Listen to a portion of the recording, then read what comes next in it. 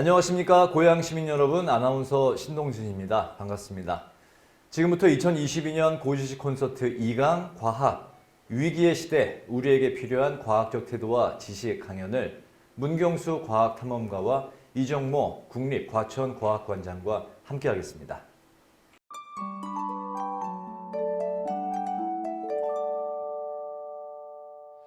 네, 반갑습니다. 저는 과학탐험가 문경수라고 합니다. 네, 고향시민 여러분, 다시 한번 인사드리도록 하겠습니다. 네, 이렇게 뜻깊은 자리에 초대해 주셔서 너무 감사드리고요. 오늘 제가 이제 여러분들하고 나눌 이야기는 인간이 없던 시절에 어떤 그런 지구의 역사를 탐험하는 과학자들에 대한 이야기를 좀 해보려고 합니다. 아무래도 제가 직업이 탐험가다 보니까 너무나 운이 좋게 지난 한 20년 정도 지구상의 많은 곳들을 탐험했던 경험들을 가지고 있는데요.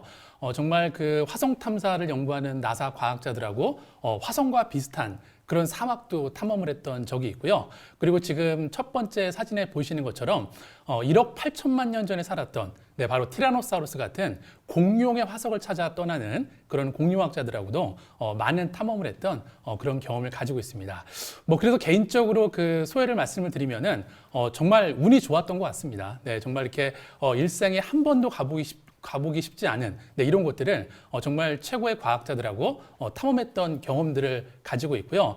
그를 통해서 제가 정말 보지 못했던 그런 여러 가지 풍경들을 볼 수가 있었는데 근데 이제 지금 시점에서 제가 이 탐험을 한번 돌이켜 보니까 제가 이 탐험을 통해서 배웠던 것들이 꼭 낯선 풍경, 새로운 풍경들만 봤던 게 아니라 정말 이 과학자들이 이 자연을 대하고 지구를 대하는 그런 태도와 지식들에 대해서 제가 좀 많은 것들을 느끼지 않았나라는 생각이 들어서 오늘 저와 함께 인간이 살지 않았던, 인간이 없던 지구의 역사를 탐험하면서 제가 만났던 과학자들에 대한 이야기를 여러분하고 함께 나누고자 합니다.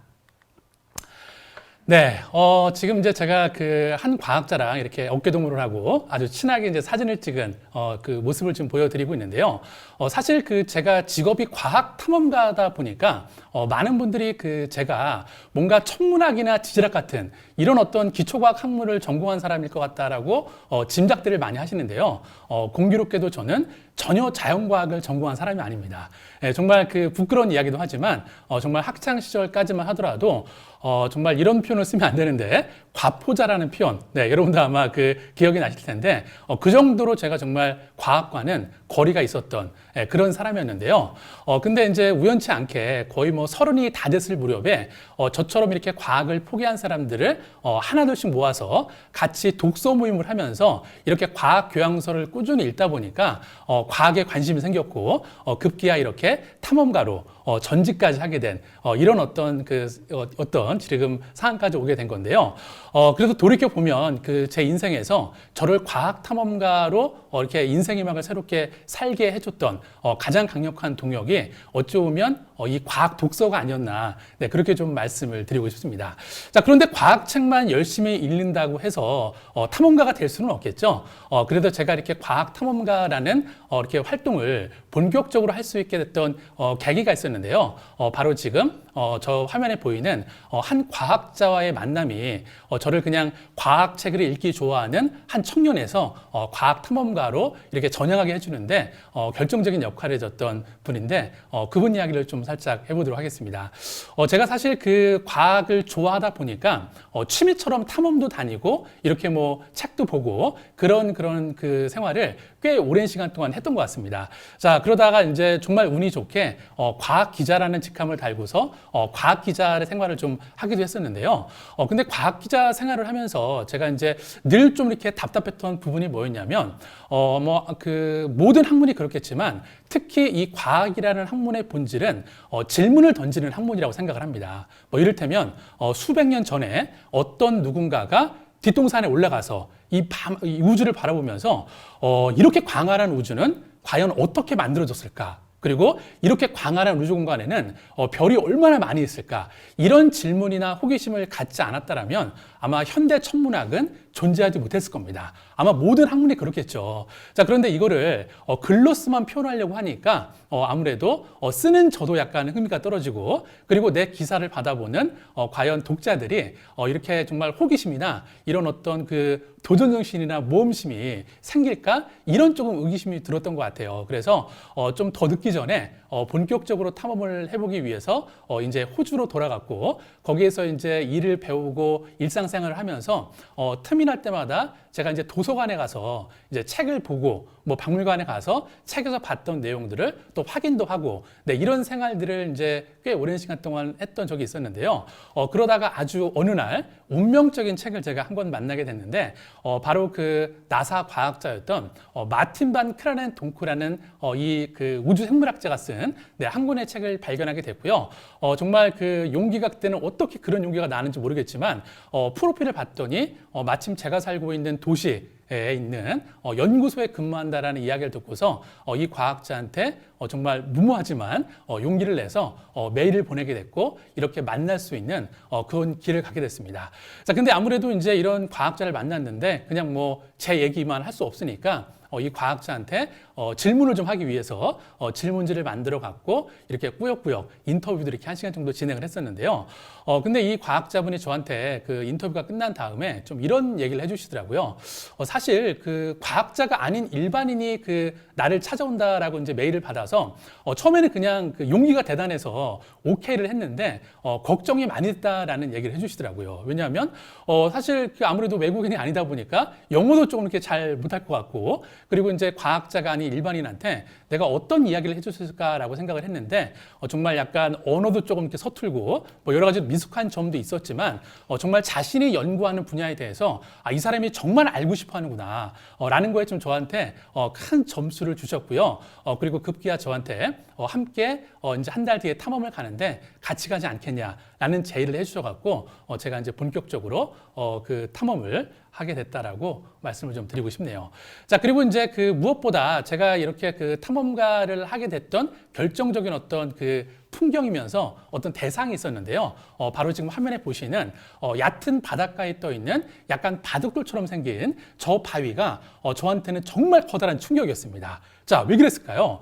제가 여러분께 질문을 좀 하나 드려볼 텐데요. 여러분, 광합성은 일반적으로 누가 하죠? 네. 자, 아마 이거는 뭐 그냥 일반적으로 여러분 생각하실 때 분명 이런 나무나 이런 식물들이 하지 않냐라고 아마 굳게 믿고 계실 겁니다. 예, 저도 처음에 그랬습니다. 자, 근데 이 책을 읽다 보니까 이렇게 그 지구의 역사가 46억 년이라고 우리가 본다라면 지구가 만들어지고 나서 초기 10억 년 동안은 뭐 지구 대기 중에 산소도 없었고 뭐 정말 식물들이나 육상 생물이 살 만한 그런 환경이 아니었겠죠. 자, 그렇기 때문에 이렇게 그 식물이 광합성을 하기 이전에는 이렇게 저 돌멩이, 저 스트로마톨라이트라고 부르는 저 태저감 안에 살고 있는 시아노박테리아라고 부르는 미생물이 네, 태양빛을 이용해서 광합성을 했고 그 부산물로 산소를 만들어냈다라는 그 책에 있는 글귀가 저한테는 약간 가치관이 흔들릴 정도의 엄청난 충격이었습니다. 그래서 저는 이제 처음부터 저거를 너무나 보고 싶었고요. 그리고 이제 더군다나 이 스트로마톨라이트를 연구하는 세계적인 과학자들과 함께 저곳을 간다라는 생각에 정말 가슴 벅찼던 그 첫 탐험의 어떤 기억들을 회고할 수 있을 것 같은데요. 자, 지금 화면에 보이시는 게 저랑 이제 첫 번째로 이제 같이 저 산소를 만드는 미생물이 살고 있는 저 그 박테리아를 보러 갔던 나사 과학자들의 모습인데요. 근데 제가 이 과학자들을 이제 약간 제 관찰자 시점에서 지켜보면서 약간 이런 생각이 들었습니다. 야, 이 사람들은 정말 세계적인 과학자니까 분명 이런 데 오면 막 실험 장비들을 가지고 와서 막 샘플링을 한 다음에 그걸 막 현미경으로 보고 뭐 분석해서 데이터 만들어내고 되게 바쁘겠구나. 나는 방해되지 않게 좀 주위에서 잘 지켜봐야겠다라고 생각을 했는데 제 이런 생각이 완전히 어긋나고 말았습니다. 자, 여기에 저희가 2박 3일 동안 있었는데요. 정말 거짓말 안 하고 하루 반 정도는 이 과학자들이 어느 누구도 연구하려는 생각을 하지 않는 겁니다. 그냥 하염없이 이 생명의 기원인 이 스토마톨라이트가 있는 이 인도양 해변에서 하염없이 산책을 하고요. 그리고 저 대상들을 보면서 딱 두 마디 하더라고요. How amazing, how beautiful. 네, 이런 감탄사만 연발을 하고 있는 겁니다. 자, 그래서 제가 너무 신기해서 한번 물어봤죠. 아니, 당신들 연구하러 온 거 아니냐? 왜 연구를 안 하시냐라고 물어봤더니 한 과학자가 한 얘기가 이게 연구하는 거다라고 이야기를 하는 겁니다. 자, 저는 어쨌든 과학을 잘 몰랐으니까 이 당시만 하더라도 이게 무슨 말인가 잘 이해가 안 됐는데 탐험이 끝날 무렵에 제가 이 과학자들이 했던 그 의미를 조금이나마 좀 알 수가 있겠더라고요. 뭐였냐면 물론 이 과학이라는 게 뭔가 분석적이고 논리적이고 어떤 과학적인 방법론을 통해서 어떤 연구 결과를 이끌어내는 이런 과정도 중요하지만 결국 내가 연구하려는 그 대상에 대한 어떤 애정의 깊이, 애정의 밀도만큼 이 연구의 깊이도 높아지는 게 아닌가라는 생각이 들어서 정말 제가 그냥 단순히 과학자들은 이성적이고 되게 분석적일 거라는 어떤 그런 고정관념에서 완전히 탈피할 수 있었던 어떤 그런 계기를 마련해 줬던 것 같습니다. 자, 그런데 그 뒤로 제가 이제 이 지역을 잘 알게 되다 보니까 몇몇 방송국이랑 함께 이 지역에 제가 촬영을 갔던 적이 있었는데요. 지금 화면에 보시면 여러분들 너무나 익숙한 네, 뭐 부활의 리더 김태현 씨, 또 이렇게 과학에 관심이 많은 개그맨 뭐 이윤석 씨, 그리고 야구 선수 양준혁 씨가 있는데 제가 이분들이랑 함께 이 생명의 기원, 네, 산소를 만드는 미생물이 있는 이 해변에 함께 간 적이 있었는데요. 근데 여러분이 보시기에 이렇게 그 스트로마톨라이트의 존재를 모르는 이런 예술가들의 눈에 비친 이 스트로마톨라이트는 어떤 모습이었을까요? 제가 여기에서 좀 깜짝 놀랐던 게 있었는데요. 일단 그 이윤석 씨 같은 경우에는 이곳에 오기 전부터 이 스트로마톨라이트의 존재를 알고 있었다고 하시더라고요. 워낙 개인적으로 이제 과학에 관심이 많다 보니까 내가 드디어 생명체의 조상을 만난다라는 기쁨에 이 현장에 오자마자 모두를 향해서 바로 이분들이 우리 조상님이니까 모두 절을 해야 된다라고 하면서 그런 어떤 제스처를 취해 주셨고요. 그리고 이제 옆에 있는 그 김태현 씨는 아무래도 그 음악가다 보니까 처음에는 일단 이 스트로마톨라이트라는 이 발음 자체가 어렵다 보니까 이렇게 발음이 어려워서는 대중들이 이해하기가 쉽지가 않다. 그래서 한참을 고민하시더니 그날 저녁에 자기가 노래를 한 곡 만들었다면서 저희한테 보여주셨는데 이 스트로마톨라이트를 숨쉬는 바위라고 이렇게 은유를 하시더라고요. 네, 생각해 보니까 정말 바위가 숨을 쉬고 있는 거나 마찬가지잖아요. 네, 그렇다 보니까 정말 이 예술가의 시선으로 이 과학적인 어떤 대상들, 자연의 대상들을 바라보면 또 다른 어떤 그 관점으로 볼 수 있구나라는 거를 제가 좀 새삼 느꼈던 것 같고요. 자, 그리고 이 그 촬영이 끝난 다음에 끝나고 나서 얼마 뒤에 부활 13집이 발표가 됐는데 그 수록곡 중에 보면은 플루토, 바로 명왕성이라는 노래가 있습니다. 자, 근데 여러분 가사를 한번 보세요. 네. 야, 정말 아름답지 않나요? 네. 어떻게 이렇게 뭐랄까요? 정말 은유적인 표현으로 이 태양계의 아름다움을 표현해 놓은 대중가요가 있는지 저는 정말 볼 때마다 깜짝깜짝 놀라는데요. 그 뒤에 약간 좀 김태현 씨께 여쭤봤더니 그 호주에서 바라봤던 정말 광활한 은하수, 그리고 정말 개수를 헤아릴 수 없을 정도의 그런 은하수를 보면서 이 노래에 처음을 이렇게 남겼다라고 저한테 말씀해 주셨던 게 기억에 남는 것 같습니다. 네. 자, 그리고 제가 이제 그 다음으로 또 탐험을 많이 했던 주제 중에 하나가 바로 여러분들이 너무나 좋아하시는 오로라입니다. 자, 근데 오로라를 보러 가려면 우리가 이제 생각나는 나라들이 있죠. 뭐 알래스카, 핀란드, 뭐 캐나다 여러 후보군들이 있습니다. 자, 그런데 이 오로라는 사실 어느 나라가 가장 잘 보인다라고 이야기를 할 수는 없겠죠. 뭐 여러분들이 아시는 것처럼 오로라는 북이나 남이 60도 이상의 그런 지역에서는 대부분 관측이 되는 그런 현상이라고 볼 수가 있습니다. 자, 그런데 제가 이렇게 한참 그 어느 나라로 이제 오로라를 보러 갈까 고민을 하고 있었는데 제가 이제 오래전부터 알고 지내던 김주환 박사라는 분이 계시는데요. 사실 이분 같은 경우에는 우주과학을 연구하는 과학자였습니다. 네, 지금 화면에 적혀 있는 것처럼 전혀 다른 일을 하고 계세요. 네, 자율주행 소프트웨어를 개발하는 어떤 엔지니어로 활동하고 계시는데 이분의 이야기를 좀 해드리면 좋을 것 같은데요. 이분의 원래 전공이 토목공학입니다. 그래서 대학의 토목과학을 전공한 다음에 이제 미국으로 이제 석사를 하러 이제 유학을 가신 거죠. 근데 아무래도 이제 돈이 없는 대학원 생활을 하다 보니까 아르바이트 공부를 찾다가 우연치 않게 허블 우주망원경 허블 우주망원경을 만든 보스턴 대학교 천문학자로부터 허블 우주망원경의 데이터를 분석하는 프로그래머를 뽑는다라는 그런 아르바이트 공모를 본 거예요. 그래서 그걸 보고 전화 연락을 해서 거기에 이제 아르바이트를 참여하게 된 거죠. 자, 근데 이분이 너무 이제 그런 어떤 그 데이터 분석을 잘 해내다 보니까 나중에 이제 그 보스턴 대학교의 천문학과 교수였던 존 테클락이라는 그 교수가 미시건 대학교 토목과의 대학원생을 보스턴 대학교 조교수로 앉히게 됩니다. 네, 너무 분석을 잘하니까. 자, 그래서 이제 계속 같이 작업을 했었는데, 근데 이분께서 저한테 해준 얘기가 뭐냐면, 그 자기 지도 교수님이 자기가 이제 연구를 하면서 미팅을 자주 한 것도 아니고요. 간섭을 거의 안 하셨대요. 그런데 연말에 크리스마스 무료쯤 해갖고 항상 자기 지도 학생한테 한 가지를 검사하고 확인하는 게 있었는데 그게 뭐였냐면 놀랍게도 1년에 한 번 이상 최소한 그 런던 필하모닉 오케스트라 수준의 그런 음악 공연에 가서 음악을 보고 왔다라는 영수증을 제출하는 게 유일한 어떤 확인하는 거였대요. 왜 그런가 처음에는 이해는 안 됐는데 그 자기 이제 지도 교수가 한 얘기가 이렇게 정말 보이지 않는 우리가 알 수 없는 이 미지의 우주라는 세계를 연구하는 학자라면 정말 그런 이런 뭐랄까요, 정말 아름다운 음악이나 예술에 대한 그런 어떤 그 조회 그리고 거기에 대한 어떤 감성들이 있지 않으면 쉽게 접근할 수가 없다라는 거죠. 네, 그런 부분도 아주 인상적이었는데요. 자, 그래서 이 김주환 박사님께서 오로라를 보면 어디로 가면 좋겠습니까?라고 여쭤봤더니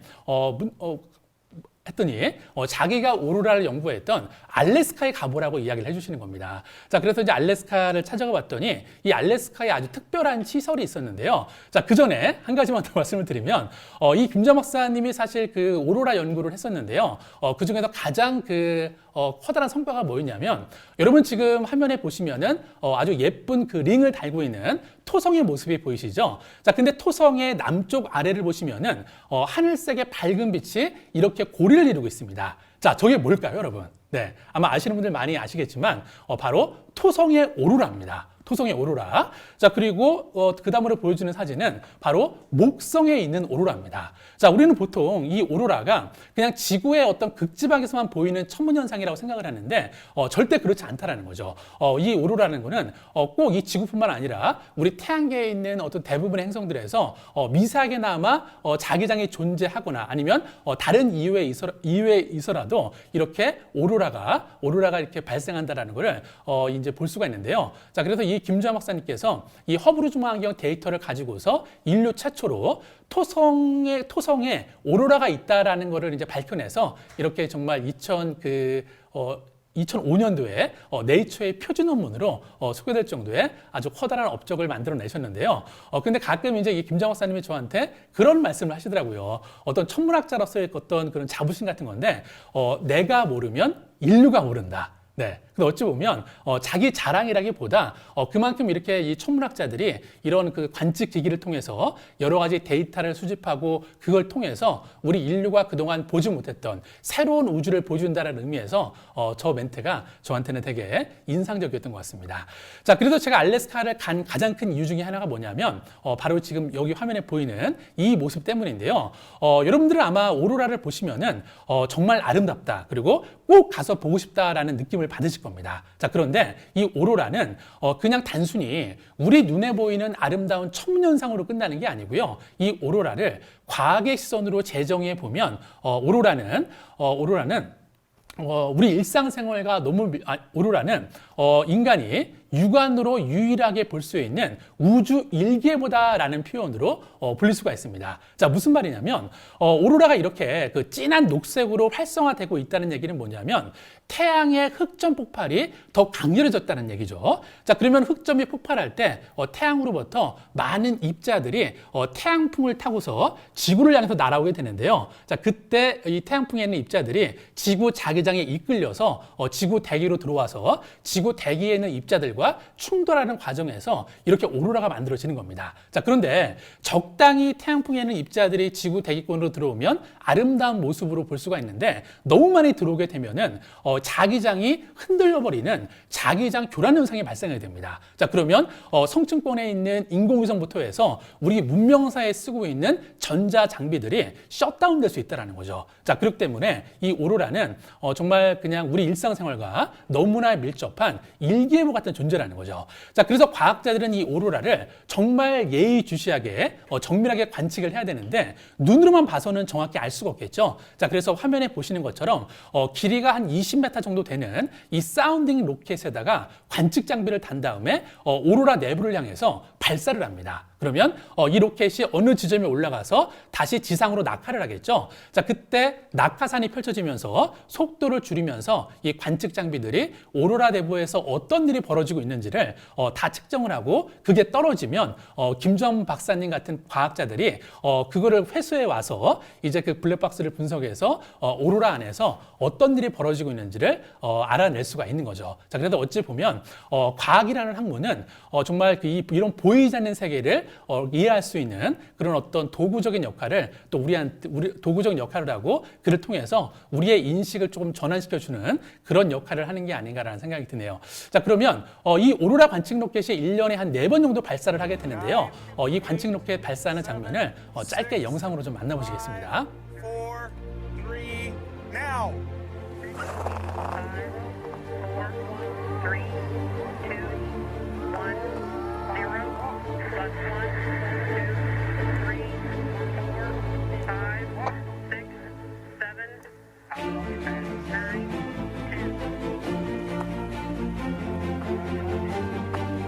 20. 네, 저도 직접 딱 한 번 정도 본 적이 있는데요. 네, 정말 엄청난 광경으로 아직도 가슴속에 좀 남아있는 것 같습니다.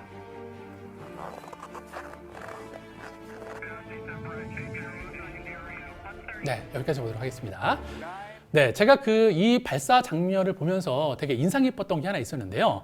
이 발사하는 이 발사장은 알래스카 그 앵커리지에서 북쪽으로 600km 떨어져 있는 페어뱅크스라는 도시에서 발사를 하게 되는데요. 자, 근데 같은 시간에 600km 아래 떨어져 있는 이 앵커리지라는 도시에서 이 발사 장면을 라이브로 생중계를 합니다. 자, 그런 다음에 우리나라로 치면 예술의 전당 같은 곳에 대규모 오케스트라가 와서 이 오케스트라가 이렇게 아름다운 오로라와 어울리는 음악을 연주하는 그런 모습들을 정말 알래스카 시민들이 지켜보는 모습을 봤는데요.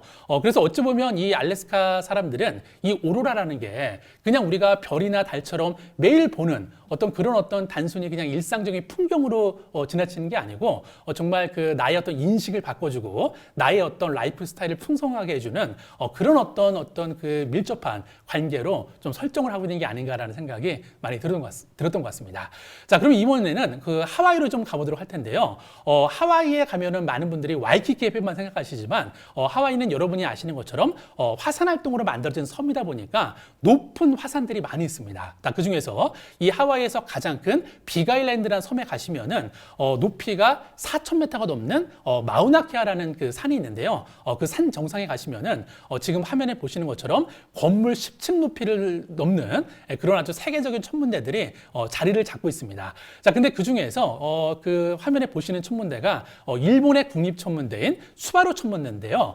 여기에도 한국인 천문학자가 계시는데 바로 표태수 박사님이라는 분이 오랫동안 이 수바루 천문대에서 연구원으로 활동을 하고 계십니다. 자, 그래서 제가 한 10여 년 전에 이 표태수 박사님을 처음 뵈러 이제 이 수바루 천문대 방문을 했던 적이 있었는데요. 근데 보시면은 지금 이 천문대에서 뭔가 관측을 하고 있는데 천문대에서 이 우주를 향해서 레이저가 한 줄기 올라가고 있습니다. 자, 뭔가 좀 이상하죠? 우리가 생각하는 그 천체 관측은 뭔가 이 굴절 망원경에다가 이렇게 눈을 대고서 우주를 바라보는 모습을 생각하시는데, 물론 그것도 맞습니다. 자, 하지만 요즘에 어떤 현대 천문학에서는 이렇게 레이저로 관측을 하는 게 거의 이제 보편적이라고 볼 수가 있는데요. 그 이유가 뭐냐면, 우리가 아무리 지상에 거대한 천체 망원경을 만든다 하더라도, 우리 그 지구에 있는 망원경은 이 대기의 산란 현상 때문에 선명한 별의 이미지를 볼 수가 없습니다. 자, 결국 우리가 그 별을 보는 거는 오래된 별의 빛을 보는 거잖아요. 근데 그 별빛이 지구 대기권을 통과하면서 지구 대기의 산란 현상 때문에 이렇게 흔들려 버려서 선명한 상을 얻을 수가 없습니다. 자, 그래서 이렇게 과학자들이 이런 대기의 산란 현상을 받지 않는 우주망원경을 우주로 보내는 이유가 있는데요. 자, 그래서 과학자들이 고민 끝에 지금 보시는 것처럼 이렇게 레이저로 그 별을 관측하는 방법을 만들어냈는데요. 바로 적응과학이라는 기술입니다. 자, 이 기술을 간단히만 소개해드리면 내가 관측하려는 별이 여기 있다라고 가정을 해보면 이 레이저를 발사해서 이 별 옆에다가 가상의 별을 하나 만듭니다. 그러면 이 가상의 별빛이 다시 지구 대기를 통과해서 지구로 돌아올 때 흔들리겠죠. 그때 흔들리는 거를 수학적으로 역보정해서 이렇게 선명한 이미지를 얻어내는 그런 어떤 방법이라고 보시면 좋을 것 같은데요. 그런데 이 장면을 보시면서 이 표태수 박사님이 저한테 해주시는 얘기가 우레메의 상상력이 30년 뒤에 여기에서 현실이 됐다라는 이야기를 해주시더라고요. 아마 여러분들 그 우레메라는 만화 영화 다 기억하실 텐데 그 우레메라는 만화 영화 3탄을 보시면은 소백산 천문대에서 레이저를 발사해서 외계인의 우주선을 격추하는 그런 장면이 나오는데요. 저도 아마 그때 초등학교 때 그 영상을 보면서 야, 멋있기는 한데 저게 가능한가라고 생각을 했는데 이렇게 가능하게 현실이 됐다라는 거죠. 자, 그래서 어찌 보면 이 과학이라는 게 물론 이렇게 뭐 논리적이고 분석적이고 이런 최첨단의 기술도 중요하겠지만 결국 이런 우레메의 상상력이 없다라면 또 한 발자국 나갈 수 없는 게 또 과학의 이면이 아닌가라는 생각이 드는 것 같습니다. 자, 그러면 실제로 이 천문대에서 밤이 되면 어떻게 레이저로 우주를 관측하는지 약간 잠깐만 좀 보여드리도록 하겠습니다.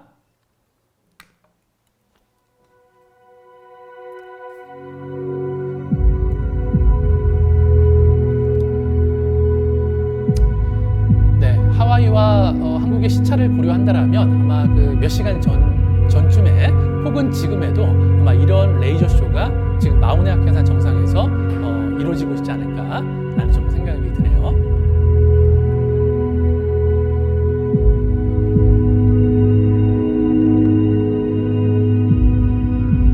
네, 여기까지 보도록 하겠습니다. 네, 자, 그리고 이제 마지막으로 한 말씀만 더 드리고 끝내도록 하겠습니다. 그리고 이제 그 다음으로 제가 소개해드릴 분은 우리나라에서 최초로 이제 외국에서 공룡학자로 이제 공룡학 박사를 받고 돌아오신 지금 서울대학교의 이육남 박사님이신데요.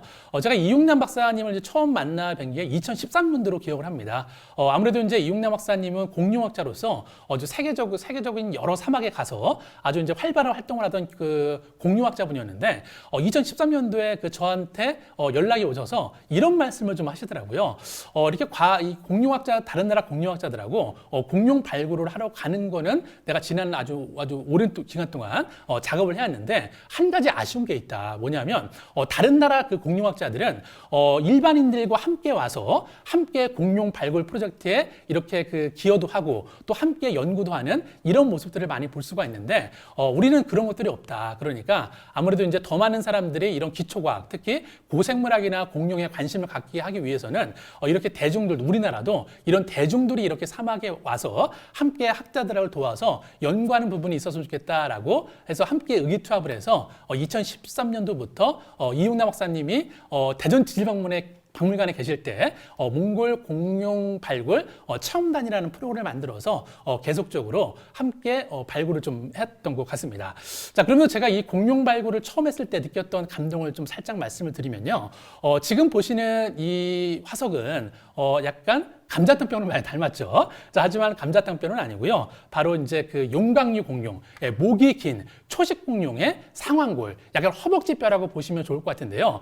근데 제가 이 사진을 이제 많은 대중분들께 보여드리면 저한테 이런 말씀들을 많이 하시더라고요. 아니, 감자탕국도 못 끓여 먹는 이 뼈를 발굴해다가 어디다 써먹느냐는 거죠. 네, 물론 그것도 맞는 얘기입니다. 자, 하지만 과학자들은 이렇게 화석을 발굴해다가 보존 처리를 해서 연구도 하고 논문을 쓰겠죠. 자, 그리고 박물관에 계신 분들은 또 박물관에 전시를 하기도 할 겁니다. 자, 그런데 이제는 우리가 조금 더 생각을 확장해서 생각해 볼 필요가 있을 것 같습니다. 자, 한 가지 제가 예를 들어보면 보통 그 전 세계의 한 7세에서 8세 그 나이대 아이들이 정말 신기하게도 공룡 이름 100개를 줄줄 외웁니다. 자, 근데 이런 아이들이 중학교, 고등학교에 올라가서까지도 여전히 공룡 이름을 줄줄 외워대면 아무래도 주변에서 많이 걱정들을 하시죠. 아니, 네가 나중에 커서 뭐가 되려고 아직도 이렇게 공룡을 좋아하냐라고 걱정을 하시는데, 물론 그것도 뭐 괜한 걱정은 아니겠죠. 여전히 이 고생물학을 연구해서 진로를 찾아갈 수 있는 캐리어 패스가 다양하진 않습니다. 자, 그런데 제가 또 지난 7, 8년 동안 이렇게 공룡 발굴 현장에서 만났던 국내외의 젊은 많은 공룡학자들은 약간 다른 행보를 가고 있다는 걸 느낄 수가 있었는데요. 이분들은 공룡으로 석사, 박사학위 받은 다음에 물론 뭐 연구원으로 일도 하지만 많은 분들이 의외로 이렇게 디즈니나 픽사에 가서 공룡 애니메이션을 만들거나 공룡 게임을 만드는 이런 전혀 다른 어떤 캐리어 패스로 가고 있는 모습들도 제가 볼 수가 있었습니다. 자, 어찌 보면 이분들은 공룡에 대한 전문가죠. 정말 평생을 공룡을 좋아했고 공룡에 대한 전문 지식을 가졌기 때문에 자, 그런데 이런 분들이 작정하고 이런 데 가서 이런 콘텐츠를 만들어내기 때문에 주라기 월드 같은 세계적인 고부가가치 콘텐츠가 만들어지는 게 아닌가라는 생각을 좀 해보게 되는데요. 자, 그래도 이제는 정말 우리 기성시대 때는 안 됐지만 우리 자라나는 미래 세대 아이들이 뭐 공룡, 우주 이렇게 과학에 관심이 있다라면 이제는 말리시면 안 되고요. 안전한 선에서 조금만 더 이렇게 테두리를 만들어 주시면 아이들의 또 다른 인생을 만들어주는 좋은 어떤 그런 달란트 역할을 하지 않을까라고 좀 말씀을 드리고 싶네요. 자, 제가 좀 너무 시간을 많이 썼는데요. 마지막으로 한 말씀만 드렸습니다. 자, 앞에 그 처음에는 제가 인간이 없는 지구의 어떤 그 역사를 탐험한다라고 말씀을 드렸는데 우리가 이제는 정말 이 지구라는 행성에 인간을 빼고서는 뭐 정말 뭐 상상할 수 없는 그런 곳이 돼버렸잖아요. 그렇기 때문에 이제는 인간이 있는 그리고 앞으로 인간이 살아가고 있는 이 지구의 미래를 탐험할 우리들에게 제가 좋아하는 시인인데요. T.S. 엘리엇의 리틀 기딩이라는 그 시를 제가 한번 읊어보면서 좀 마무리를 하도록 하겠습니다. 리틀 기딩이라는 시인데요. 우리는 탐험을 멈추지 않을 것이다. 그리고 탐험이 끝나갈 무렵에 우리는 처음 출발했던 곳에 이를 것이다. 그리고 그곳을 처음으로 알게 된다. 네, 제가 가장 좋아하는 시 중에 하나인데요. 사실 처음에는 탐험을 갔다가 한국에 돌아오면 좀 많이 지루했습니다. 아, 내가 좋은 걸 봤는데 지금은 볼 수가 없네. 자, 이런 생각이 들었는데 요즘에는 탐험을 이제 뭐 지금 코로나 때문에 못 가는 경우도 있지만 탐험을 가지 않더라도 제가 이제 이 과학을 통해서 탐험이라는 활동을 통해서 제가 이제 느꼈던 건 뭐냐면 이제 굳이 그런 어떤 탐험을 가지 않더라도 내 일상 속에 있는 나의 일상과 너무나 관련되어 있는 이 주변의 것들이 새롭게 보인다라는 거죠. 네, 그래서 어찌 보면 과학적 태도라는 거는 우리가 과학적 지식을 머릿속에 가득 계속 쌓는다라는 이야기도 되겠지만 어찌 보면 내가 지금 서 있는 이곳 그리고 내 주변을 조금 다르게 볼 수 있는 새로운 관점을 만들어주는 게 또 과학의 가장 중요한 역할이 아닌가라는 말씀을 드리면서 조금 길어진 강연을 마무리하도록 하겠습니다. 네, 감사합니다.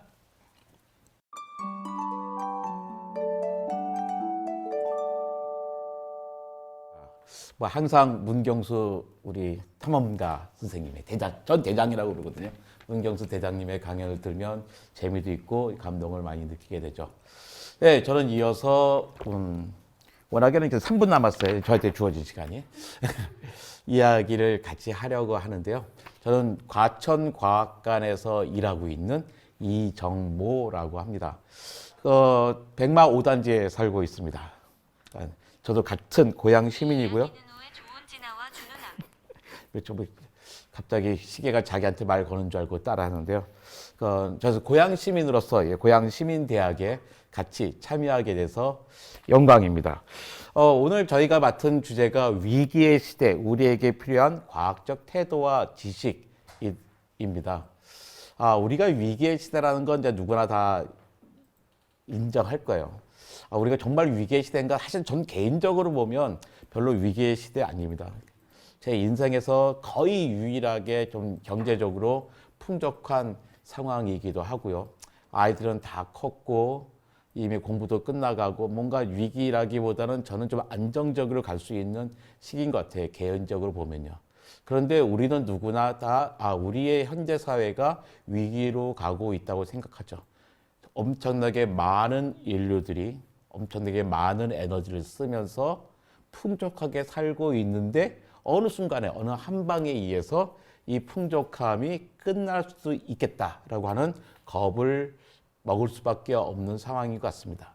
그럴 때 우리에게 필요한 게 뭘까?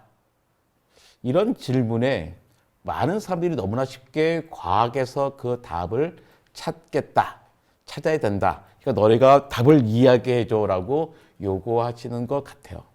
하지만 그 어떤 과학자들도 이런 데서 답이 뭐라고 이야기하지는 않습니다.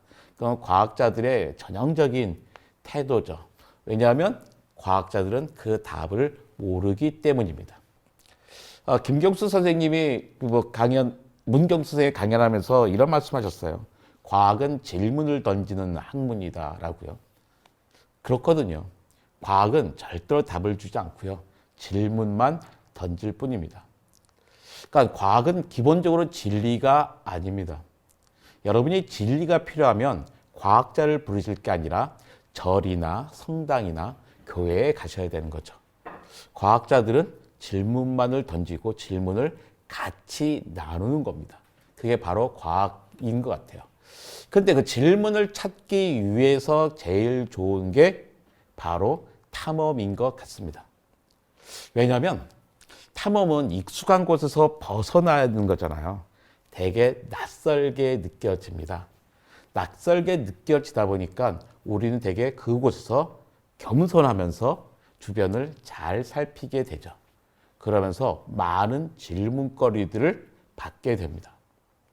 문경수 대장님은 저를 데리고 제가 문경수 대장님 쫓아서 저기 호주도 갔었고 몽골의 공룡 화석도 캐러 다니고 그랬거든요. 그때 어느 날 그러니까 저녁 무렵이었어요. 근데 서쪽으로는 태양이 지고 동쪽으로는 달이 막 뜨는 그런 순간이죠. 별로 별벽에 안 좋은 날입니다. 주로 보름달이 뜰 때가 그럴 때가 많거든요. 초저녁에 동시에 보일 때인데 잘 누워서 아주 짧은 시간에 그 은하를 봤을 때 문경수 대장님이 그런 말씀하셔서 혼잣말로 별에다가 소원을 막 빌잖아요. 그때 어떤 소원을 빌었냐면 세상에서 꼭 필요한 사람이 되게 해달라고 하는 혼잣말로 소원을 빌더라고요. 제가 옆에 있었거든요. 옆에 있으면서 그 얘기를 들으면서 저는 되게 뭉클했습니다. 아, 이분은 정말로 세상에 필요한 사람이 되겠구나라는 거죠. 그건 저는 무슨 소망을 했을까요? 저는 제발 저한테 쓸모 있는 질문 하나만 남겨주세요라고 이야기했었습니다. 근데 저는 사실 그 질문을 찾지 못했습니다. 근데 많은 과학자들이 질문을 찾으러 탐험을 했죠. 그 첫 번째 사람이 알렉산더 폰 훔볼트라는 사람입니다. 그러니까 독일의 베를린에 가면 훔볼트 대학이라고 있잖아요. 그 훔볼트 대학의 주인공은 빌헬름 폰 훔볼트라고 알렉산더 폰 훔볼트의 형쯤 되는 사람이고요. 알렉산더 폰 훔볼트는 그 어머니한테 엄청나게 많은 유산을 물려받았는데 그 유산을 다 탈탈 털어서 남아메리카 탐험을 떠납니다. 그 당시 많은 사람들이 이미 남아메리카 갔었죠. 뭐 하러요? 지배하러죠. 침략하고 약탈하기 위해서 금을 얻으러 갔었습니다. 하지만 훔볼트는 그런 사람이 아니었어요. 최초의 과학적인 탐험가였습니다. 그냥 모험가와 탐험가, 과학적인 탐험가의 차이는 뭘까요? 기록입니다. 뭘 기록했냐면 숫자를 기록한 거였어요. 아, 여기는 이런 곳이야 라고 자기의 판단을 넣는 것이 아니라 얼만큼 올라갔더니 고도가 얼만큼 올라왔으니 압력이 얼마가 됐고 기압이 얼마 되고 온도가 얼마 되고 여기는 어떤 꽃이 있고 어떤 식물이 있고 지층이 어떤 게 있다. 심지어 거기는 어떤 사람들이 살고 있는데 어떤 작물을 키우고 있고 그 사람들은 어떤 옷을 입고 있더라는 거죠. 이런 그 사람의 오랜 탐험을 또 통해서 우리에게 얻은 단어들이 있습니다. 등원선, 기후대, 한대지방, 열대지방, 온대지방 이런 거 있잖아요. 뭐 자기적도 이런 거예요. 너무나 당연해서 우리는 훔볼트라는 이름을 기억도 하지 않습니다. 우리는 더운데 열대지방, 추운데 한대지방 당연한 게 있는 거 아니야? 근데 그렇게 기껏해야 150년쯤 전에 우리가 알게 된 거였습니다. 높이 올라가면 추운 거 아니야? 사람들이 몰랐습니다. 그 다음에 각 높이에 따라서 비슷한 식물이 살고 있었다는 것도 우리는 알지 못했어요. 숲이 있으면 숲은 물을 많이 보존해서 뭐 홍수나 가뭄에 대비할 수 있어 라는 것도 우리는 몰랐습니다. 우리는 초등학생부터 저절로 알고 있는 거잖아요. 그런데 그게 다 모험의 결과였죠. 모험이란 것은 일단 호기심과 열정을 가지고 약간의 위험을 감수하면서 어떤 기록들, 데이터들을 얻어내는 것을 우리는 과학적 탐험이라고 합니다. 제가 약간의 위험이라 그랬는데요. 요즘은 약간의 위험이죠. 하지만 옛날엔 그러지 않았습니다. 저희가 문 대장님과 함께 호주를 쭉 달려나갈 때 어떤 날은 반경 50km 안에 우리밖에 없는 날도 있습니다. 하지만 우리는 어떠한 두려움도 갖고 있지 않았어요. 우리에게는 위성 전화도 있고 우리가 저기 있는지 알고 경찰들도 알고 있거든요. 우리는 얼마든지 보호받을 수 있다고 생각했습니다. 여차하면 한 대가 망가져도 나머지 세대의 집차가 가서 필요한 사람들을 데리고 올 수도 있는 거였죠. 이제는 옛날처럼 목숨 걸고 모험을 하던 시대는 아닙니다. 근데 훔볼트의 그 모험의 결과가 누구에게 이어졌냐면 찰스 다인에게 이어졌고 찰스 다인과 월리스에 이어졌고 최근에는 닐 슈빈이라고 하는 사람이 있죠. 내 안의 물고기의 책을 쓴 사람. 즉 어류가 양서류가 되는 그 중간 단계까지 찾는 사람들까지 쭉 이어져 왔습니다. 우리가 갖고 있는 화학적, 물리적, 생물학적인 연구의 결과들이 불과 50년, 50년, 70년 전까지만 해도 다 필드에서 모험의 결과로 얻어졌던 것들이죠. 요즘은 그것들을 실험실에서 많이 하기도 합니다. 근데 요즘의 과학자들은 실험실에서 그 모험을 해요. 근데 같은 태도를 갖고 있죠. 우리가 그 야생의 세계에 갔던 과학자들이 갖고 있는 태도가 뭘까요? 첫 번째가요. 자신의 지식과 본능의 한계를 인정하는 겁니다. 나는 많이 알지 않아. 나는 최고가 아니야 라는 것을 이미 알고 인정하는 거예요. 자기가 그걸 인정하지 않으면 탐험을 떠날 이유가 없는 거죠. 자기의 미지의 세계에 떠나는 겁니다. 두 번째가 나는 모른다고 말하는 것을 거리끼지 않는 것입니다. 탐험가들이요. 여러 명이 같이 가잖아요. 그때 옛날에는 돈 되는 사람이 있었습니다. 그 탐험 대장이 있어요. 현지에서 우리 돈을 주고 고용하는 사람들도 있죠.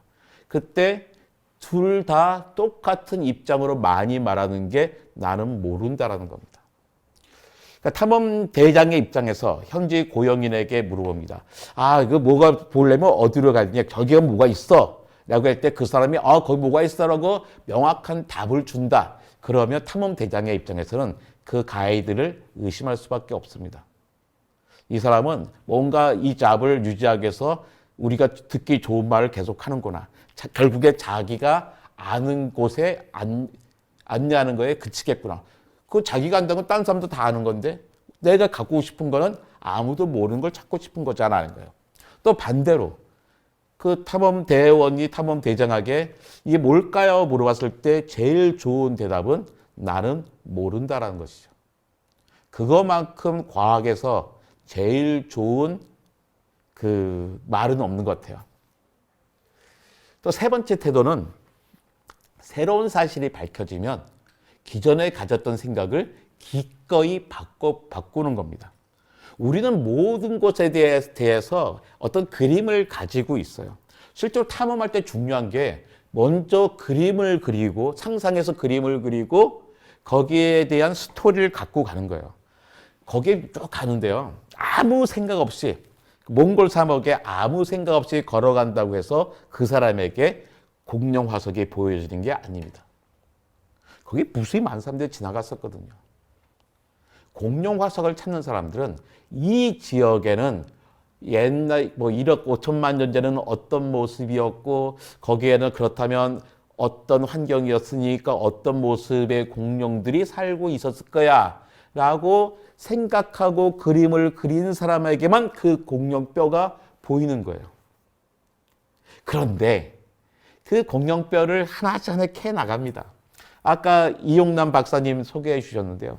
이 이용남 박사님이랑 같이 갔다가 누가 팔꿈치가 뚝 튀어나온 언덕에서 공룡뼈를 발견했어요. 우리는 어떻겠습니까? 빨리 다 파고 싶잖아요. 근데 잠깐 나와 있는 요 모습만 보고선 그다 그림을 그리시더라고요. 뭐 튀어나와 있는 그 공룡뼈를 보고 나머지 모습을 상상하시는 거였죠. 아, 이런 식으로 있겠구나. 그거 조금 더 파요. 그럼 그 상상 못한 모습대로 팔이 이어져요. 조금 더 팠더니 다른 모습인 거예요. 그러면 얼른 다시 그림을 그립니다. 그러면서 자꾸 자기 생각을 자꾸 펼쳐 나가는 거예요. 근데 나중에 나온 결국의 모습은 첫 번째 모습과는 완전히 달라요. 그런데 그렇다고 해서 야, 이건 무슨 변명하는 게 아니라 내가 생각했던 모습은 이건데 그게 아니라 이거였구나라고 생각을 바꾸는 거죠. 이게 탐험가들의 우리가 보여주는 모습이었는데요. 이게 탐험가뿐만 아니라 과학의 기본 태도였습니다. 갈릴레오가 새로운 두 우주체계의 대화라는 책을 썼는데요.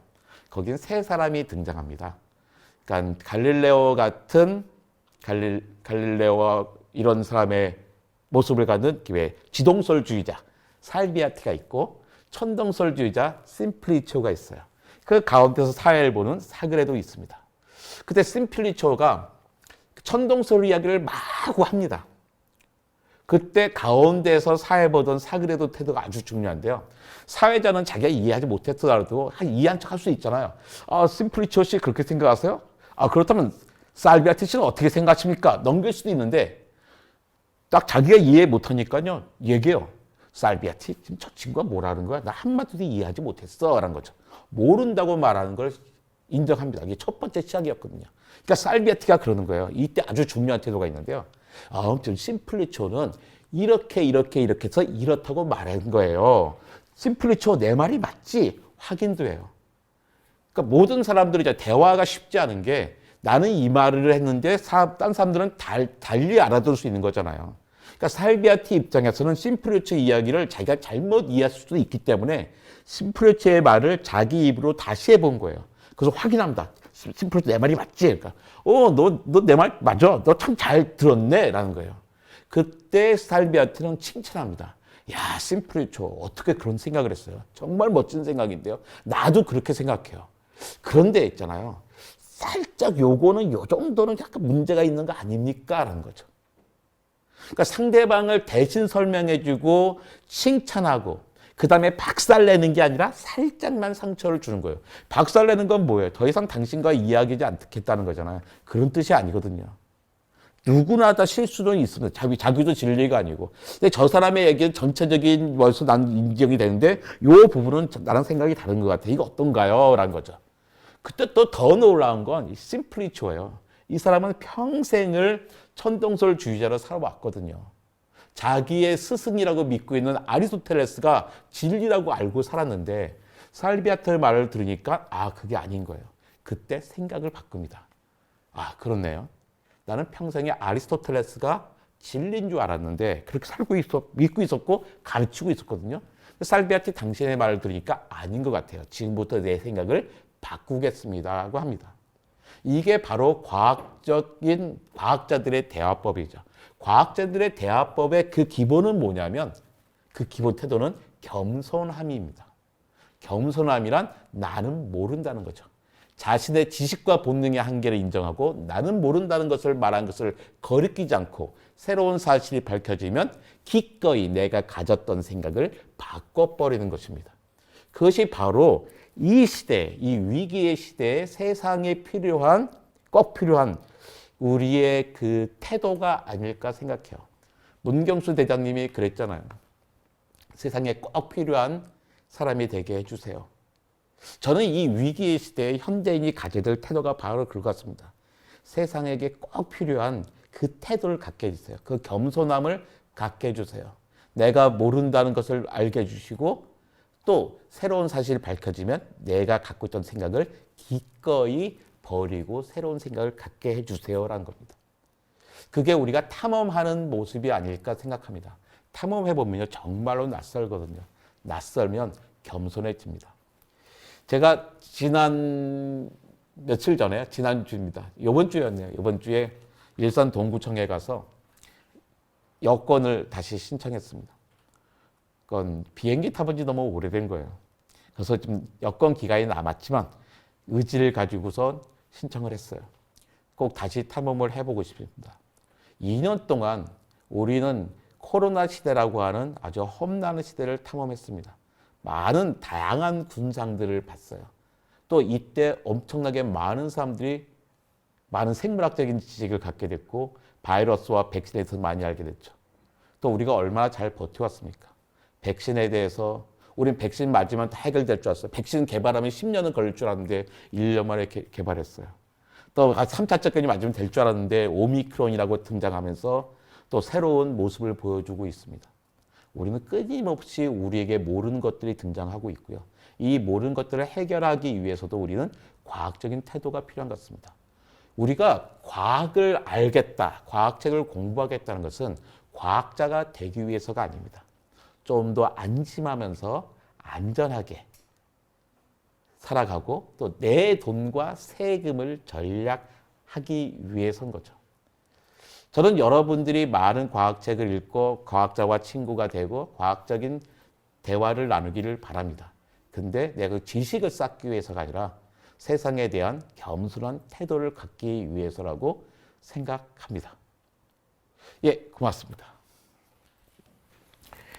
네, 우리가 지금 얼마 같죠? 벌써 50분 동안, 워낙에는 30분 동안 해야 되는데 50분 동안 이야기를 했습니다. 원래 제가 3분만 해야 되는데 저도 못지않게 길게 됐습니다. 우리가 뭐 같이 한번 이야기를 나눠봤으면 좋겠어요. 저는 아까 왜 감동적이었던 게 또 잘 계속 내가 막 대장님한테 자꾸 감동을 받으면 안 돼. 내가 감동 받을 때 됐는데 아까 그 이용남 박사님하고 같이 딱 만난 사진에 거기 딱 써 있잖아요. Let's go to space, brother. 그게 아마 일본 만화 맞습니다. 우주 형제. 네. 내가 정말로 최애 만화거든요. 그 딱 모습에 있는 걸 보고 저는 사실 그 만화를 읽은 지가 얼마 되지 않는데 꽤 예전에 그 만화를 알고 옷을 입고 있었나 봐요. 아, 네. 저도 이제 그 우주형제라는 만화를 정말 좋아하는데 사실 스토리가 되게 사람들이 좋아하는 서사 구조가 있는 것 같아요. 정말 그 어렸을 때 우연치 않게 그 UFO를 목격한 두 형제가 그 보자마자 동시에 우리는 달에 간다라고 이제 결심을 하고 그 달에까지 우주병사가 돼서 달에 가는 여정을 그려놓은 건데 제가 사실 그때 사실 공룡 티셔츠도 있었습니다. 네, 그러니까 공룡 말고 할 때니까 티라노티를 입고 할까 했는데 어쩌면 제가 이제 탐험 어떤 그 인생에 있어서도 이 공룡 탐험이라는 걸 처음 떠나보는 거였고 그리고 이제 무엇보다 우리가 전 세계 어느 쪽으로 탐험을 하든지 간에 하루에 반은 또 우리 우주를 볼 수 있잖아요. 그렇죠. 네, 그래서 완전 새로운 미제 공간으로 간다라는 그런 느낌이 들어서 그 티를 거의 이제 열흘 동안 한 번도 바꿔 입지 않고. 그 사막의 장점이 그거죠. 옷을 갈아입지 않아도 된다. 그렇죠. 건조하기 그러니까 많은 때문에. 분들은 막 뜨거워가지고 옷 하루에 몇 번 갈아입어야 될 것 같지만 너무 건조하니까요. 옷이 바삭바삭하게 아주 맞습니다. 뽀송뽀송합니다. 그래서 옷을 안 걸었는데 저도 고민을 많이 했어요. 네. 그래서 저는 오늘 결국에 우주 얘기도 하고 공룡 얘기도 할 것 같아요. 저는 양말을 공룡 양말을 준비해 왔고요. 그 다음에 이 티셔츠는 나사 티셔츠를 또 이렇게 이거 뭐를 해야 될까 봐 고민을 많이 했습니다. 그 우리 탐험을 하는 과정에서 한국 과학자들 한국의 과학자가 아니라 젊은 친구들 많이 갔었잖아요. 20대, 30대 사람 많이 갔었는데 그렇죠. 그때 자기는 이제 못 해봤던 걸 남들 젊은 층 10년 일찍 시작했잖아요. 네네. 어떤 점이 어땠어요? 그 친구 데려갈 때? 사실 이제 공룡 얘기를 좀 더 해보면은 그 공룡 탐사를 처음 갈 때 이제 그 신청자를 받았죠. 근데 역시나 그게 벌써 한 10년 훨씬 전이다 보니까 사실 일반인들은 뭐 거의 이런 프로그램이 있다라는 걸 알 수도 없었고 그리고 갑자기 우리가 평범한 일상을 살다가 갑자기 나 내일 공룡 탐험하러 가면은 이게 너무 황당하잖아요. 네, 그래서 정말 예상대로 어렸을 때부터 정말 5살 때부터 공룡을 좋아하고 그 꿈을 주변의 시선이 아랑곳하지 않고 지켜왔던 정말 그 지질학도 네, 3명과 네, 정말 조금 독특하신 일반 기업에 다니시는 한 분이 와서 합류를 했는데 사실 그 친구들이 딱 이제 같이 가기로 됐다라고 이제 결정이 나고 나서 좀 제가 좀 이렇게 개인적으로 다 전화를 해서 좀 통화를 길게 했던 것 같아요. 어떻게 하다 여기까지 왔냐 그랬더니 뭐 여러 가지 사연들이 있겠지만 변하지 않는 거는 나는 아직도 공룡을 사랑한다. 공룡이 너무 좋고 그 실제 그 발굴하는 거를 내 손으로 해보고 싶다. 네, 근데 공교롭게도 한 번도 그런 경험을 해본 적이 없기 때문에 정말 가서 좀 잘 이제 도와주십시오라는 것들을 많이 받았는데요. 그래서 막상 이제 현장에 사막에 가보니까 사실 우리가 이제 공룡학자다라고 하면은 일단 곡괭이질도 잘해야 되고 뭐 그렇게 땅을 파고 이런 걸 잘해야 되는데 사실 그런 걸 또 잘 못하더라고요. 그래서 정말 처음 탐험 갔을 때는 쉬는 시간에 애들 딱 모아놓고서 이 곡괭이질을 가르쳤죠. 네, 이렇게 파는 거다. 네, 그렇게 했고 이제 그렇게 같이 또 몇 년 동안 계속 탐험을 하고 하면서 그 친구들이 이제 변해가는 모습들을 많이 봤죠. 단순히 공룡을 이제 좋아하는 걸로 끝난 게 아니고 현장 필드에 가서 정말 수백 년 전 뭐 다인 같은 학자들이 했던 것처럼 그런 필드에서 그렇게 정말 감각으로 그런 공룡을 보고 익힌 것들이 결과적으로 그 친구들이 지금 대부분 아까 그 이웅남 교수님 랩에서 정말 그 이제 학자로 정말 데뷔하기 위해서 열심히 공부를 하고 있는 모습. 이미 중요한 논문들 많이 냈고, 그렇죠. 네, 중요한 갑자기 우리나라가 이제 되게 세계 공룡학계에서 중요한 나라가 돼버렸어요. 맞습니다. 네. 이용남 박사님, 그 다음에 대전박물관의 지금 이양재 관장님 네. 하면서 내가 그들과 동시에 살았고 또 그분들과 몇 차례 같이 고비 사막에 가서 같이 도움을 주고 배웠던 그런 게 저는 꽤 큰 영광을 생각합니다. 저는 그때마다 린첸 바스볼트, 맞아요. 예, 린첸 바스볼트 교수님하고 그러니까 몽골의 공룡학자예요. 갈 때마다 하루 정도는 그냥 둘이서 쭉 이렇게 걸었어요. 걸으면서 근데 그분이 또 독일어를 되게 잘하세요. 제가 영어를 잘 못하는데 독일에서 공부를 했거든요. 그래서 독일어가 좀 되는데 근데 그분 독일어도 잘하고 러시아도 잘하고 여러 나라를 같이 하는데 몇 시간 쭉 가시면서 그냥 별다른 말이 아니라 그냥 쭉 던지시는 얘기를 해주잖아요. 그런 게 이런 거였어요. 아, 대가한테 배우는 게 바로 이런 거구나.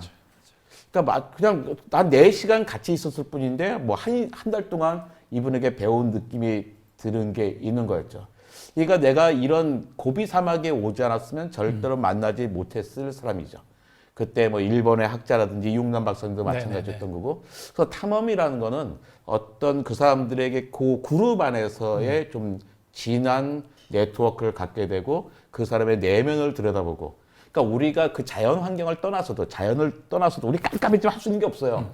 자연을 떠서 우리와 우리 사이의 만남이 도시에서 만난 것과는 전혀 다르게 만날 수 있었다는 분이 되게 좀 그 놀라운 거였던 것 같습니다.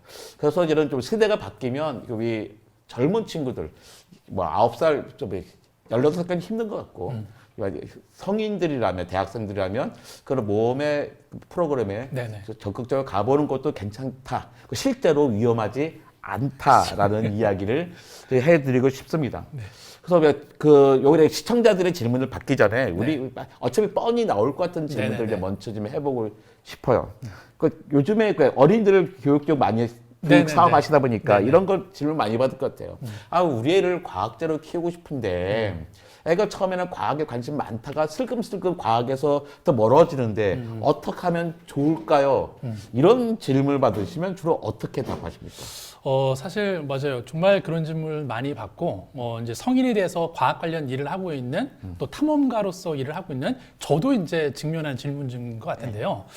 좀 이렇게 좀 저는 좀 생각이 드는데 사실 이 우리가 나쁜 감정도 전염이 금방 되죠. 네, 지금 코로나 같은 것들이 막 전염이 확산되는 것처럼. 근데 반대로 호기심이나 이런 어떤 좋은 감정들도 좀 전염이 금방 되는 것 같습니다. 그래서 사실 우리가 어린 시절에는 누가 관심을 가져주지 않더라도 내가 처음 보는 그 낯선 곳에 대한 어떤 감동을 느끼고 호기심을 느껴서 계속 이제 뭔가 탐구를 하게 되는데 어느 시점에 되다 보면은 더 이상 내가 지금 하고 있는 분야에 대해서 그 누구도 이제 뭐랄까요? 좀 흥미롭게 봐주지 않고 그러다 보니까 내 내면의 호기심의 동력들이 점점 힘을 잃어가는 것 같아요. 그래서 결국 이제 그런 거에서 가장 중요한 거는 모르겠습니다. 그게 어떤 뭐 부모의 역할일 수도 있겠고 이 친구가 뭐 스스로 어떤 개척해야 될 부분도 있겠지만 그냥 어쨌든 우리가 이 어떤 사회적 차원에서 이런 교육이라는 테두리 안에서 이 아이들의 호기심의 동력, 그러니까 어찌 보면 저는 호기심이 멸종돼가는 게 아닌가라는 생각들이 많이 드는 거예요. 네. 그 이제 저도 좀 비슷한 생각을 많이 네. 합니다. 그러니까 아이들이 과학에서 벗어날 때가 언제냐면 답을 얻었을 때예요. 맞아요. 네. 그러니까 아이들이 처음에 어떤 거지? 하늘은 왜 파래요? 막 이런 거 있잖아요. 손에다 물을 넣으면 손이 왜 쭈글쭈글해져요? 막 물어보고 있었어요. 근데 그럴 때는 정말로 관심들이 많아요. 그러다 어느 순간에 더 이상 관심이 없어졌어요. 과학과 관심이 어떻게 생기면 물어볼 게 없어지는 것들이에요. 그래서 이제 질문을 잃어버리는 순간 아이들은 과학에서부터 벗어난다고 생각하거든요. 아까 말씀하셨잖아요. 과학은 질문하는 학문이라고요. 그래서 이제 아까 공룡도 아이들 보니까 그냥 얼마나 많은 걸 이제는 웹니까? 심지어 저 보면 그 옛날에 그런 거 있었을까? 아들이 제가 서대문 자연스박물관 갔을 때 이용남 박사님을 초대해가지고 공룡 강좌를 열었는데 네. 아이들이 막 질문을 해요. 무슨 공룡이 어때요? 근데 이용남 박사님이 그 공룡 모르는 거예요. 그러니까 아이들은 공룡학자보다 더 많은 공룡 이름을 알고 있어요. 근데 그 아이들이 대충 9살이 되면 떠나기 시작하고 13살이 되면 한 1%만 남고 다 떠나버려요. 그 나머지 1%가 이제 우리 같은 네. 사람이었던 거고. 근데 그 친구 뭐냐면 딱 봤어요. 제가 자연스럽게 있을 때 보니까 처음에는 엄청나게 외웁니다. 그 이름도 온갖 이름 다 외고요. 육식이야, 초식이야, 크기가 얼마야, 몸무게가 얼마 했다가 그 처음에 그걸로 이제 서로 겨루다가 더 이상 궁금한 게 없어진 거예요. 근데 어떤 친구들 남냐면, 자, 목이 긴 공룡이, 머리는 저기 있고 심장은 여기 있는데, 여기서 심장까지 피를 뿜어 올리려면 엄청나게 세게 펌프질을 해야 될 것 같은데, 쭉 올라갔어. 근데 걔네가 물을 먹겠다고 고개를 숙이면 어떤 일이 생길까? 애들 생각하는 거예요. 그러다 심장이 너무 튀니까 피가 너무나 몰려가서 머리에서 피가 터지지 않을까? 그렇다면 브라키오사우루스 같은 공룡은 다 뇌중풍에 걸려서 반신불수해야 되나? 근데 그랬던 흔적은 없고, 그럼 도대체 그 옛날 공룡들은 어떻게 물을 먹었을까? 라는 질문을 던질 수가 있죠. 새로운 질문을 발견한 거네요. 그쵸, 발견했죠. 그 옛날에서 많은 사람들 풀어나갔어요. 그 옛날에 어떻게 해요? 그 깊은 물 속에 들어가가지고, 물 속에 들어가서 먹었겠지, 뭐 이렇게 한 거죠. 고개를 안 숙였으면. 그러니까 또 생각한 거죠. 야, 그 물 속에 들어가면 이게 10m당 1기압씩 되는데, 한 2기압쯤 되고 3기압이 돼버리면 이 몸이 허파가 짜부러 들어가지고 심장 짜부러 숨도 못 쉬겠는데, 그러면 걔는 물에 빠져 다 죽었어야 되는데 그럴 수가 있어? 라는 또 다른 질문들이 계속 나오게 되는 거거든요. 그 짝짓기 또 어떻게 했을까? 그 큰 애들이 뭐 수컷이 암컷에 올라갔을 때.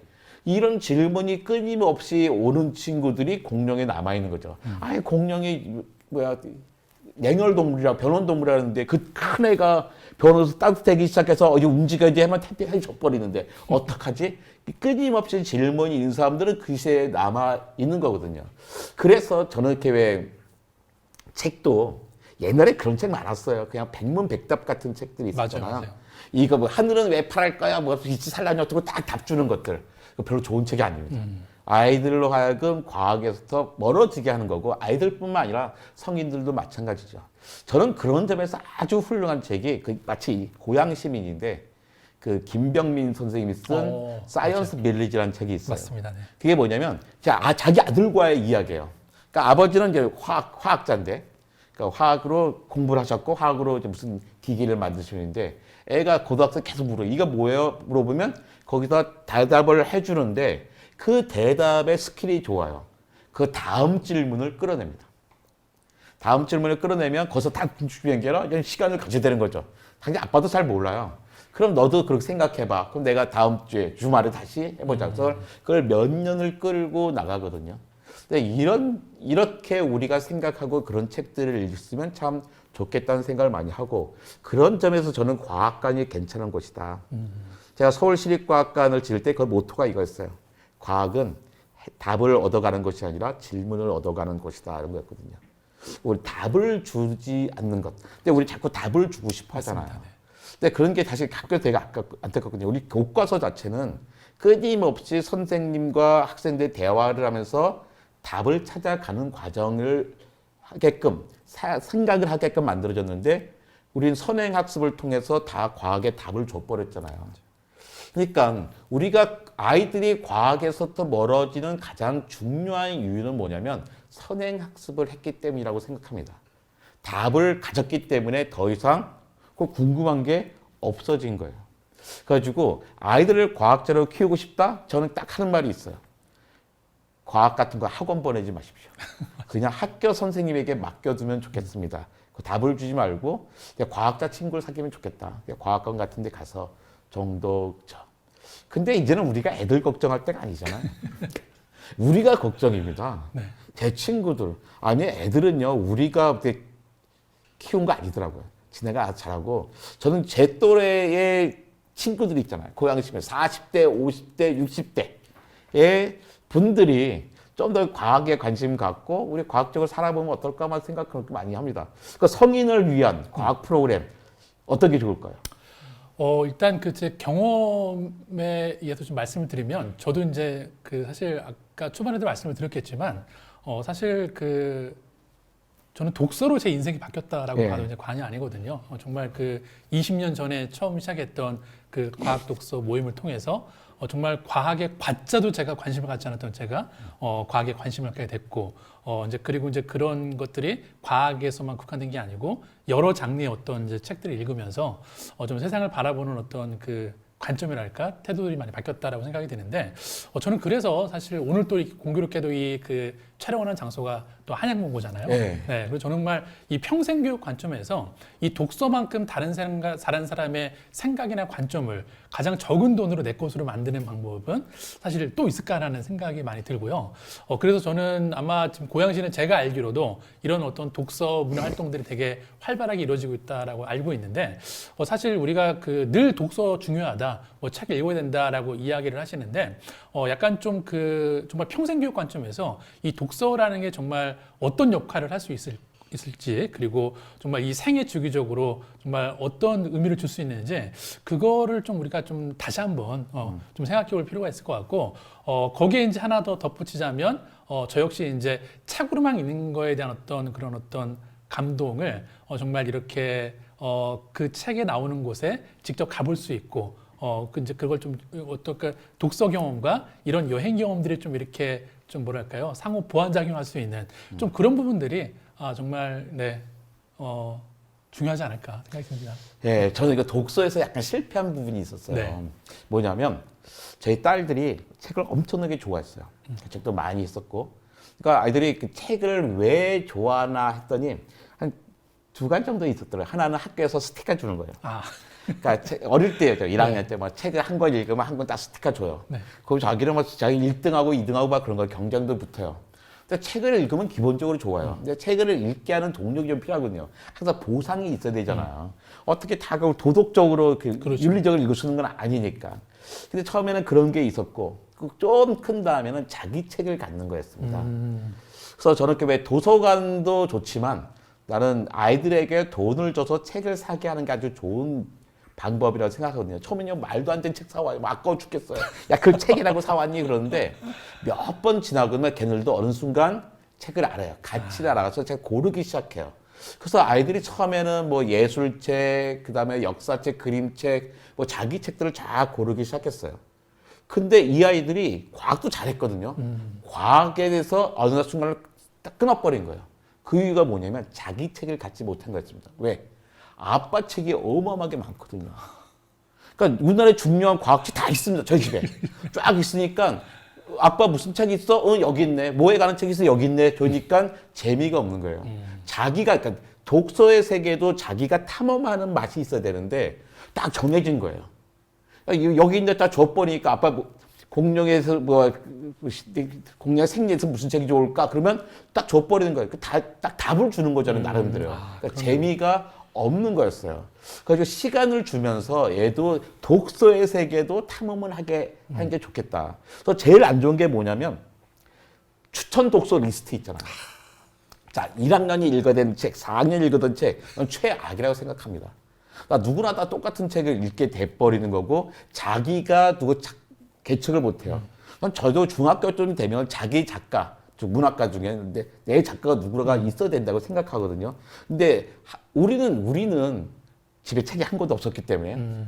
그죠? 저희 또래들은 되게 집에 책이 없는 집이었잖아요. 그렇죠. 그러다 보니까 우리 독서 세계도 우리가 탐험을 해서 만들었었는데 우리는 그렇게 정작 살아서 자식들에게는 탐험의 기회를, 독서 세계 탐험의 기회를 주지 않고 있는 거죠. 그게 우리의 실수가 아닌가. 다 지나고 났더니 이런 생각을 하게 됐습니다. 자, 이제는 우리 고향 시민들과 함께 네. 이야기를 같이 나눠보도록 하죠. 그 질문이 들어왔는데요. 첫 번째 질문입니다. 초등학생들 대상으로 수업 중이었는데 어떤 공룡을 좋아하냐 물었더니 얼굴을 붉히면서 그건 개인정보라 말씀드릴 수 없어요 라고 했던 순간이 떠오릅니다. 문경수 탐험가님은 어떤 공룡을 제일 좋아하시나요? 참고로 저는 트리케라톱스를 좋아합니다. 제가 쓴 거 아닌데 어떻게 된 거죠? 네, 근데 저 이 질문을 선생님이 질문했던 학생의 마음이 되게 공감이 되네요. 네, 개인정보라서 이제 민감하기 때문에 알려줄 수 없다라는 것도 있겠지만, 그만큼 사실 이게 그 초등학생 정도면 아마 그 사람이 그렇게 물어보는 질문이 자기를 약간 좀 이렇게 뭐랄까 좀 공격한다는 느낌도 받을 수 있을 것 같아요. 쟤는 아직도 공룡 좋아해 뭐 이런 느낌으로. 네. 자, 그래서 저는 어쨌든 본론으로 들어와서 저는 어쨌든 제가 발견을 처음 했던 발굴 작업에 참여했던 아까 그 용광류 공룡. 네. 그래서 브라키오사우루스. 네. 그 공룡을 가장 좋아합니다. 그래요? 저는 데이노케이루스 좋아합니다. 저는 워낙에 스테고사우루스의 등 뾰족뾰족한 걸 좋아했었는데 데이노케이루스가 우리 한국 사람들이 이용단 박사과 이항재 박사가 결국 해결한 거였고 특이해요. 생긴 것도 특이하고 생리도 특이하고 그것도 요즘은 뭐 대학생들이 보는 전 세계의 그 공룡학자들이 보는 주로 교과서의 표지에 그림이 더 실려 있어서 제가 아주 좋아하는 공룡이긴 합니다. 이정모 관장님, 훔볼트 이야기로 탐험 이야기를 해주신 게 매우 인상 깊습니다. 감사합니다. 그렇다면 콜럼버스를 탐험가로 부르는 게 지금 관점에서 맞을까요? 저는 아니라고 생각합니다. 콜럼버스는 일단 이제 그러니까 이제 모험 투자가라는 것을 요즘 벤처 기업에 가깝죠. 그러니까 그 벤처에 누가 투자했냐면 에스파냐의 스페인의 왕비가 투자를 한 거고 그래서 대박이 난 사업가 정도가 아닐까 생각이 듭니다. 근데 그 당시에 벤처니까 모험을 한 거예요. 목숨을 걸었고 그 당시에 많은 사람들은 실패하고 죽었고 겨우 목숨만 살아오는데 어쨌든 이 사람은 성공했고 역사에 남았지만 저희가 말하는 탐험가라는 것은 과학적인 탐험가고 기록, 정말 숫자를 기록하는 자세가 필요했던 것 같아요. 또 콜럼버스가 그 점이 없었기 때문에 오해했던 거잖아요. 아메리카를 가려고서도 끝까지 그게 인도라고 생각했던 거죠. 자기가 인도에서 캐야 될 식물의 목록이 있었거든요. 그걸 발견하지 못했음에도 불구하고 자기가 거기에 갔다고 확신을 한 거죠. 이게 아니야라고 아마 많은 사람들이 얘기했을 거예요. 너무나 살고 우리가 캐는 게 아닌데 왜 그럴까요? 뭔 소리 내가 선장인데 너 뭔 얘기야? 뭐 이런 말 하지 않았을까요? 그래서 저는 탐험가라고 인정하지 못하겠습니다. 네. 이정모 관장님, 과학자는 대답하는 사람이 아니라 질문을 품고 살아가는 사람이란 말에 크게 공감이 됩니다. 제가 그렇게 멋진 말을 했나요? 질문을 품고 살아가는 미지의 세상에 대한 호기심보다는 미지의 세상에 첫 발을 내미는 용기가 더 중요하지 않나 생각을 더 많이 합니다. 이정모 관장님은 언제 어디에서 용기를 얻나요? 그죠? 저도 이제 동감합니다. 그러니까 첫 발을 내미는 용기 쉽지 않습니다. 호기심까지는요, 누구나 같습니다.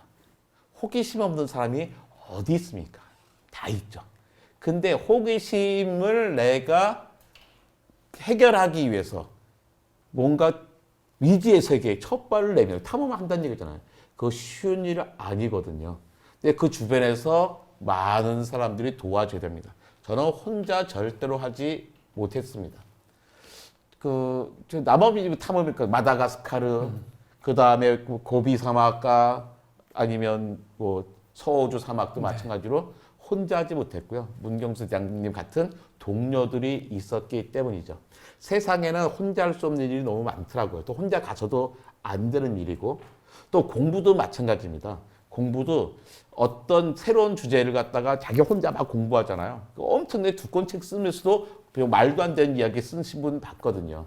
그러지 말고 좀 같이 했으면 좋겠어요. 주변에 동료가 필요합니다. 특히 나이가 들수록 시간이 있을수록 주변에 동료들을 많이 두고서 친구들과 같이 이야기하면서 서로 교정해 나가고 또 지칠 때 뭐 이렇게 용기를 내서 한 발 더 내가게 하는 그 동료가 있어야 되지 않을까 생각이 들고 전 가족들에게 큰 도움을 받았던 것 같죠.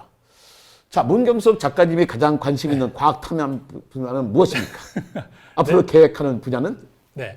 어찌 보면 이제 그동안 오랫동안 이제 그 후순위에 밀려났었는데 사실 국내를 좀 이렇게 더 자세하게 좀 탐험해보고 싶은 생각들을 많이 갖고 있고요.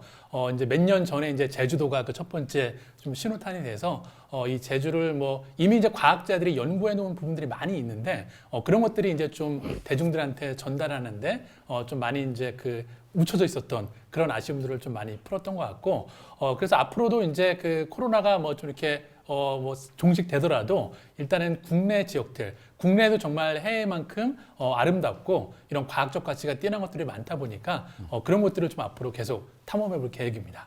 아, 그 책이 이름이 뭐죠? 문경수의 제주과학 탐험. 제주과학탐험. 네. 야, 문경수의 제주과학탐험. 그게 정말 재미있는 게 제주도에 정말 전문가들이 얼마나 많습니까? 우리 문경수 대장님이 제주도를 알아야 뭘 아셨겠어요. 근데 뭐냐면 제주도의 과학자들이 이미 다 알고 있던 것들을 제주도를 모르는 분이 가서 그분들의 도움을 받아서 탐험해서 그걸 책으로 엮어냈어요. 그랬더니 그 지식이 제주도 사람들에게 도움이 되더라고요. 아마 그 강연을 가장 많이 한 것이 제주도일 겁니다. 네, 수백 번 했던 것 그렇죠. 그러니까 제주도 사람이 제주도 이야기를 해달라고 육지 사람을 네. 부른 거거든요. 난 이래서 사이언스 커뮤니케이터가 필요한 겁니다. 왜냐 거기에 과학자들이 그 과학 이야기들을 제주 시민들에게 전달하지 못했던 거고, 그래서 이제 문경수의 제주과학 탐험 덕분에 제주도의 자연 환경뿐만 아니라 그걸 바탕으로 해서 대한민국 국민의 지식 수준이 한 5점은 높아졌다고 생각합니다. 우리나라 네. 주로 제주도 하면 또 어디 가고 싶으세요? 일단은 우리나라에는 환경부에서 관리하는 13군데의 국가 지질공원이 있습니다. 네. 거의 대부분 모든 지자체의 그런 어떤 뭐 환경 쪽으로나 여러 가지 의미가 있는 것들이 많으니까 그런 것들을 순서적으로 할 건데 아무튼 그 다음 지역은 네, 울릉도 독도입니다. 아, 울릉도 독도? 네. 저는 올해 5월과 8월 두 번의 계획이 있었는데 이제 8월만 가기로 했습니다. 아, 그 KBIF라고 이제 가잖아요. 네, 다음 질문이 혹시 네. 예. 문경수 탐험가님 코로나 시국에서 탐험가로서 탐험이 연치할 텐데 수입이 좀 있었습니까? 네, 일단 정말 타이밍이 절묘했던 게 코로나가 올지 모르고 제가 코로나 직전에 이제 회사를 만들었습니다. 교육회사를 이제 창업을 해서 지금까지 계속 교육회사 대표로서 또 여러 가지 활동들을 하고 네, 이제 또 돈도 벌고 활동을 하고 있고요. 그리고 이제 탐험가로서는 사실 해외는 거의 뭐 나갈 수 있는 상황이 아니다 보니까 그래서 그나마 이제 국내 지역들을 뭐 제주도도 다시 한번 더 바라보고 다른 지역들도 바라봤던 나름의 좀 의미 있는 시간이었던 것 같습니다. 네, 이건 공중파 방송이 아니어서요. 네. 그 교육회사 이름이 뭐예요? 말씀하셔도 됩니다. 저는 플레이랩스라는 네, 아주 재미난 네, 교육 프로그램으로 가득한 네, 그런 회사입니다. 예, 한번 검색해 보시고요. 전 잘 모릅니다. 코로나 시대에 아직은 외국과 우리 생활에서 바깥 탐험도 쉽지 않은 상황인데 책을 통한 탐험 방법도 있을 것 같아요. 과학자는 과학책을 일반인과는 조금 다르게 읽을 것 같은데 두 분은 어떤 방법으로 어떤 식으로 과학책이나 일반 책을 고르시는지요? 과학적인 과학적인 태도를 갖도록 도와주는 책 좀 추천해 주세요. 글쎄요, 과학적인 태도를 갖는 책들. 저는 약간 어렵긴 하지만, 김상욱 교수님의, 요즘 이렇게 병따개 광고하시는, 김상욱 교수님의 울림과 떨림? 울림과 떨림 좋고요. 그 다음에 또, 김상욱 교수님들의 책은 양자책 역학 네. 책들. 어차피 여러분이 그 책을 읽어도 양자역학은 이해가 안 됩니다. 그거 괜찮아요. 김상욱 교수님도 그러라고 쓴 건 아니니까 어차피 저희들도 이해 못 해요. 근데 과학적인 태도를 우리가 어떻게 갈 수 있을 건가 쓰기에는 참 좋은 책인 것 같고, 그 다음에 또 아이들에게 만약에 권한다면 아이들에게 가장 좋은 건 뭐예요? 자기의 이 알을 아는 거잖아요. 자기를 아는 건데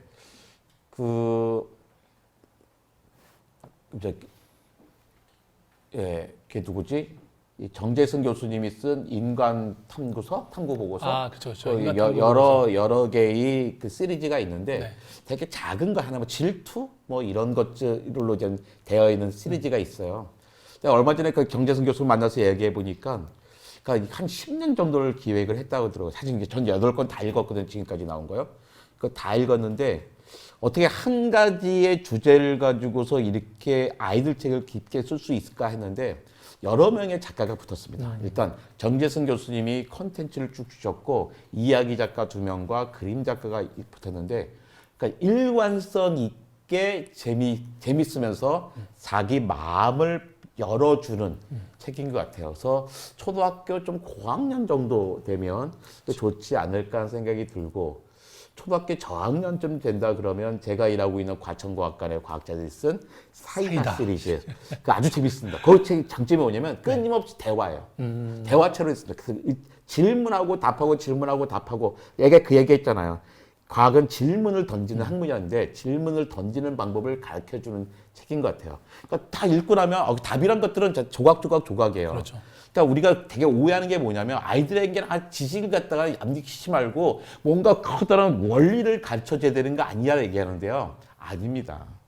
원리라는 건요, 나중에 만들어지는 것들이에요. 우리가 작은 지식이 쌓여지고 난 다음에 그것들이 어느 순간에 조합이 되고 편집이 되면서 원리를 알게 되는 거지, 처음부터 야 이게 원리가 이거야, 재미없습니다. 저도 하기 싫은 거고요. 그래서 아이들의 스펀지 같아요. 스펀지가 돼서 자기가 궁금한 것들을 다 하다 보면 어느 순간에 그걸 쭉 꿰뚫게 되는데, 그거는 시간이 필요한 거죠. 그래서 너무나 급하게 아이들이라는 게 어린이뿐만 아니라 청소년들까지도 그 압박하지 않았으면 좋겠습니다. 그 사이에 또 질문이 들어왔는데, 탐험가님, 과학자가 아닌 일반인 시민이 일상에서 지역에서 탐험을 할 만한 주제나 장소가 있을까요? 네. 일단 이렇게 접근하시면 좋을 것 같아요. 사실 우리가 이제 아까도 제가 이제 우리나라에도 뭐 13군데 국가 지질공원이 있다. 뭐 그런 것들이 다 좋은 곳들이다라고 말씀을 드렸는데, 사실 우리가 안 가본 곳들이잖아요. 그렇기 때문에 처음 그렇게 탐험할 만한 용기를 내기가 쉽지가 않습니다. 그래서 제가 추천드리는 방법은 일단 그 지역에 가실 때 항상 그런 어떤 뭐 과학적으로 의미가 있고 뭔가 탐험할 거리가 있는 곳들에는 그것과 관련된 박물관이나 과학관이 항상 있습니다. 그래서 먼저 그곳에 가서 그냥 전시물만 훅 둘러보지 마시고 항상 그런 데 가시면은 이렇게 무료로 시간대별로 해설해주는 뭐 도슨트 프로그램이나 이런 것들이 있으니까 꼭 그 프로그램을 들으신 다음에 한번 그 박물관이나 과학관에 있는 그런 전문가분들한테 한번 여쭤보세요. 내가 여기에 갈 건데 가서 어떤 거를 보면 좋을 거냐라고 한 가지만 물어보세요. 2가지도 어렵습니다. 자, 그렇게 듣고 그 현장에 가서 또 둘러보시고 그리고 이제 이렇게 경험을 하신 다음에 그냥 집으로 돌아가시는 것도 좋지만 다시 한번 그 박물관 과학관에 와서 그 여러분들한테 아까 해설해 주셨던 그 전문가분들한테 다시 한번 내가 이런 데 갔더니 이런 게 궁금하더라 이렇게 질문을 해소하시고, 그런 어떤 패턴이나 사이클로 아마 이렇게 둘러보신다라면 아마 여러분 일상뿐만 아니라 우리나라가 좀 다르게 보이지 않을까, 그렇게 좀 팁을 드리고 싶네요. 네. 예, 또 그럼 우리나라 어디 가는 것 말고도 우리 네. 동네에서도 할 수 있는 게 있습니다. 네. 그러니까 우리 동네에서는요, 어느 동네나 나무도 있고 꽃도 있고 새도 있어요. 그래서 철마다 다릅니다. 그래서 최근에 나온 책인데 에이도스 출판사에서 최성용이라고 하는 그 도시생태학자예요. 네, 네. 이분이 동네에서 자연을 관찰하는 9가지 방법. 책에는 9가지로 썼는데 도시에서 자연을 관찰하는 9가지 방법, 9가지 방법이라는 책이 있어요. 정말 최고입니다. 책이 나오기 전에 제가 이거 추천사를 쓰나서 읽어봤는데, 그 전에 그분이 한번 시티 그리너리 네, 이런 네. 책을 한번 낸 적이 있었어요. 근데 그때도 놀랐는데 이분이 그 사이에 신문에서 칼럼도 쓰시고 그러면서 되게 재밌었어요. 옛날에 이분이 진정성만 보였어요. 야, 이 어머니 경영 이 세상의 동네 자연에서 이렇게 사랑하는 분이구나 하는데 그 몇 년 사이에 이분이 이걸 얼마나 잘 전달하는 줄 알았겠어요. 책에 보면요 이런 표현이 많이 나와. 찾아보면 10중 8구는 뭐가 보였어? 10중 8구는 뭐야? 그 표현이 너무 재밌더라고요. 과학자들은 쓰는 표현이 아니잖아요. 이거 뭐가 키가 얼마고 색깔이 얼마고 그게 뭐야? 근데 이제 3월 달에 뭐가 봤어요? 3월 달에 참새만 하는데 턱이 어떻게 생겼어요? 그 10중 8구 뭐예요? 뭐 이런 식이에요. 이게 뭐냐면 내가 할 수 있는 나의 입말로 아내에게 남편에게 자식들에게 자랑하면서 이게 내가 입으로 토해내야지 내 지식이 되거든요. 그렇죠. 그러고 나면요, 내가 이름을 알게 되잖아요. 이름을 알게 되면 그 동물이 보입니다. 맞아요. 저거 있잖아요. 이거 뱁새 있죠, 뱁새. 황색 쫓아가다 가닥이 찢어진 새. 뱁새의 원래 이름이요, 붉은 머리 오목눈이에요. 붉은 머리 오목눈이가 원래 이름이거든요. 어떻게 생겼겠어요? 붉은 머리 오목눈이니까 머리는 붉은색이고 눈이 오목 들어갔겠죠. 그 이름을 보고 보면 정말 동네에서 보여요. 그 뱁새들이 붉은 머리 오목눈이가. 이름을 알기 전에는 그 새가 안 보였습니다. 노랑부리 저 새, 저기 강화도 가면 보이는 새. 저 새니까 입이 넓적하겠죠. 네. 부리가 노란색이에요. 옛날에 그 새가 안 보였는데 노랑부리 저 새라는 이름을 알고 보니까 그게 보이더라는 거예요. 그게 우리 동네에서 많은 것들을 해결할 수가 있거든요. 그러면 생태 문제들, 그럼 여기다가 우리 나무에다 무슨 풀 하나 더 심어주는 것들이 왜 의미가 있는 건지. 유럽에 가보면 갑자기 벌판에 갑자기 덤불숲이 있어요. 한 10평, 20평짜리.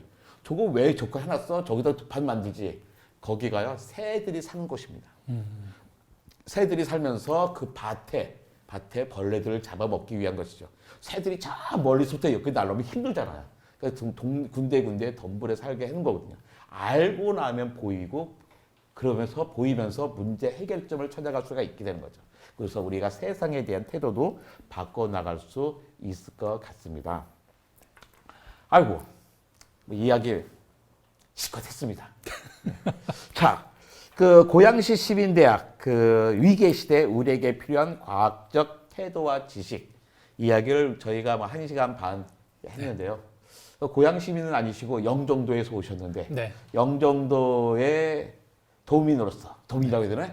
인천 시민이신가요? 네네네. 그래서 고양시민에게 네. 이 프로그램에 참여하는 고양시민에게 마지막으로 한 말씀 하신다면? 네. 사실 그 위기의 시대 과학이 우리에게 주는 뭐 어떤 태도, 뭐 지식, 이런 것들에 대해 얘기를 나눴는데, 다시 원점으로 돌아서 생각을 해보면, 결국 이 과학이라는 거는 우리가 공동으로 신뢰할 수 있는 어떤 토대인 것 같아요. 왜냐하면 결국 우리 인간은 인생을 살면서 매 순간 여러 가지 결정의 순간에 놓이게 되는데 그때 단순히 우리가 감정에 치우쳐서 선택을 하기보다는 좀 더 근거를 가지고 그리고 다른 사람의 목소리에 귀를 기울여서 선택을 한다라면 우리 삶에 좀 더 효과적인 그런 합리적인 선택을 할 수 있지 않을까라는 거를 저 또한 오늘 강의를 하고 대담을 하면서 다시 한번 느꼈던 것 같습니다. 자, 그래서 아마 이렇게 좋은 이런 프로그램과 어떤 다양한 행사가 열리는 고양시 시민 여러분들은 아마 저보다 더 합리적인 사고를 할 수 있는 이런 과학적 태도를 이미 갖고 계시지 않을까라고 생각이 들고 앞으로 고양시에 자주 놀러 오도록 하겠습니다. 네, 감사합니다. 예, 저는 고양시 시민으로서 참 자부심을 느끼고 살고 있습니다. 우리는 고양시가 제일 좋은 이유가 뭐냐면요. 전 친구들이 많다는 겁니다. 저는 고양시에서 친구들을 많이 사귀었거든요. 친구와 같이 이야기하면서 제 생각을 많이 바꿀 수 있었습니다. 그래서 물리학에도 이런 게 있더라고요. 통계 물리학에서요. 어떤 소 한 마리를 딱 놔두고선 이 소의 몸무게를 맞춰봐라는 거예요. 한 명이 말하면 말도 안 되는 답이 나옵니다. 근데 그 앞에 100명들이 다 답을 쓰게 해요. 100명이 답을 쓰게 하잖아요. 쓰게 해서 평균을 내면 실제로 그 소의 무게가 나옵니다. 그래서 내가 혼자 할 수 있는 건 별로 없고 내가 답은 아닙니다. 내가 답이면 여러분도 마찬가지예요. 여러분이 답이면 우리가 이렇게 살고 있을 리가 없잖아요. 그러니까 우리는 분명한 것은 나는 답이 아닙니다. 하지만 우리 전체는 답이 될 수가 있겠죠. 고양시도 많은 문제들을 가지고 있습니다. 제가 보기에는요. 점점 늙어지는 도시가 되고 있죠. 처음에 젊은 때 들어와서 그분들이 쫙 늙었어요. 제 큰 딸이 왔을 때 초등학교가 한 반이 16반 됐었는데 둘째가 9년 차이거든요. 3반으로 줄더라고요. 같은 초등학교를 다녔는데 그만큼 우리가 그대로 나이가 쭉 들어나가고 있는 거죠.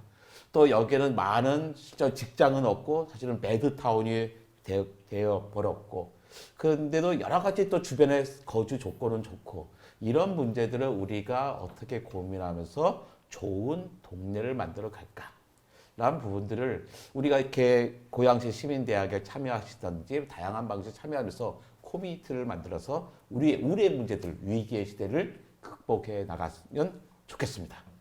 예, 여러분 감사합니다. 같이 인사드리시죠. 네, 고맙습니다.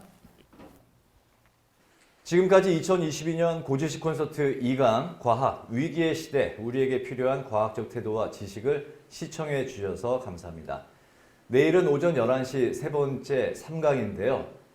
인문 20대 현상 여와 남이란 제목으로 시사인의 김다은 기자님, 김내훈 작가님과 진행이 됩니다. 네 번째 4강 사회는 오후 3시 우리 사회의 능력주의와 차별이란 제목으로 사회비평가 박권일님, 한림대학교의 조영근 교수님과 진행을 하겠습니다. 내일 뵙겠습니다. 고맙습니다.